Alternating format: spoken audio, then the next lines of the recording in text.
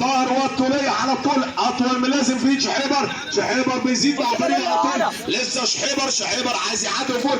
شحيبر لرضا الكحلاوي. رضا على طول ودفع على الخطا والضربه الحره. رضا لاحمد شحته والسرعه هنا مطلوبه يا شباب من اجل العوده للمباراه.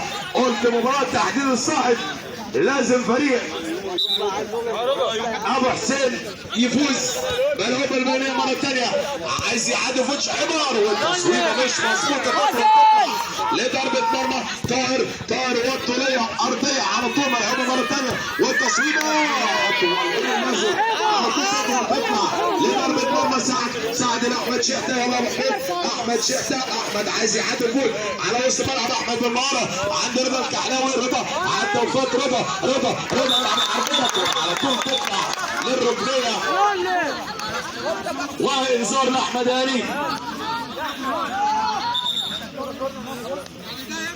ارجع راسي. انذار لاحمد هاني.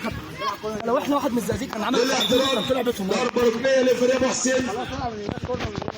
هيلعبها سعد بسطويسي.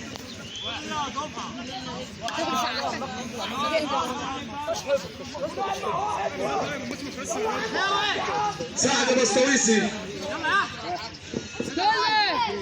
سعد ولا عرض ضربه الكحلاوي لكن طاهر على طول مسك.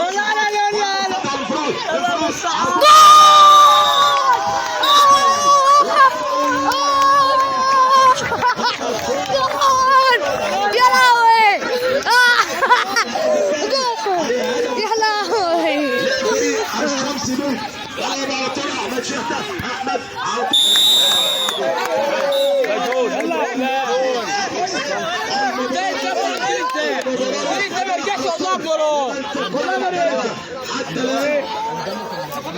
تعادل 2-2. عنده حماسه كل يوم. طاهر والطولية اطول من لازم على طول في شحيبر عند رضا الكحلاوي. يلا رضا بالسرعه مطلوبه بينيه على طول مطلوبة. يلا على وسط الملعب اللون قاطع. سعد ليه فريق الشمس به ملعوب على طول ولا خالص. ليه حسن والبينيه ملعوبه تخبط قاطع سيطره عليه. تماس بالجانب. تماس ليه فريق الشمس به ملعوبه عند طاهر وصفرت اسامه رمضان بنهايه 7 نقاط. وفريق يا عم محمد اصدقاء شوشه بالله عليك اظبط الباص بالله عليك.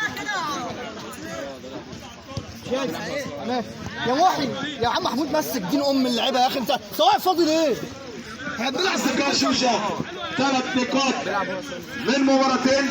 اصدقاء شوشه 3 نقاط من مباراتين. اصدقاء محسن نقطه وحيده من مباراتين. عفوا نقطه وحيده من المباراتين. و ليه فريق اصدقاء شوشه التعادل الايجابي بين الفريقين. ملعوبه مره ثانيه. لسه عايز يعدي